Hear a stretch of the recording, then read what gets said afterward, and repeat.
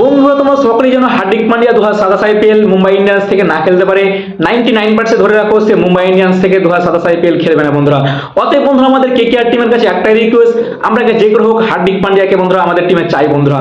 KKR টিমে যে করে হোক হার্দিক পান্ডিয়াকে আনতে হবে বন্ধুরা। ক্যামেরন গ্রিনকে বাদ দিয়ে হার্দিক পান্ডিয়াকে আনতে হবে বন্ধুরা। তোমরা দেখতে পেলে 2026 আইপিএল ক্যামেরন গ্রিন যেভাবে খেললো বন্ধুরা, এখন যে তার দেশ থেকে খেলছে ক্যামেরন গ্রিন, না পারছে ব্যাটিং এর মাধ্যমে ভালো করতে, না পারছে বোলিং এর মাধ্যমে বন্ধুরা, সে একদম ফ্লপ চলছে ক্যামেরন গ্রিন।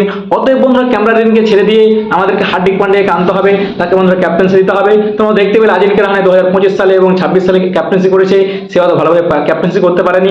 অতএব বন্ধুরা হার্দিক পান্ডিয়াকে আনতে হবে, তাকে বন্ধুরা ক্যাপ্টেন্সি দিতে হবে। তো কেকেআর ফ্যান্স তোমাদের কি মনে হচ্ছে, হার্দিক পান্ডিয়া যদি 2027 আইপিএল কেকেআর দিক থেকে খেলে তোমাদের কেমন হবে তোমরা অবশ্যই কমেন্টে জানাবে। এবং বন্ধুরা 2 নম্বর বিষয় হচ্ছে সূর্যকুমার যাদব। বন্ধুরা সূর্যকুমার যাদব মুম্বাই ইন্ডিয়ান্সকে আনফলো করে দিয়েছে, এটাও ধরে রাখো 2027 আইপিএল সূর্যকুমার যাদব বন্ধুরা মুম্বাই ইন্ডিয়ান্স থেকে না খেলতে পারে। অতএব বন্ধুরা কেকেআর টিমকে যে করে হোক সূর্যকুমার যাদব এবং হার্দিক পান্ডিয়াকে আমাদের কেকেআর টিমে আনতে হয় বন্ধুরা। তোমরা দেখতে পেলে 2026 আইপিএল কেকেআর টিমের মিডল অর্ডার কিন্তু অনেকটা দুর্বল ছিল।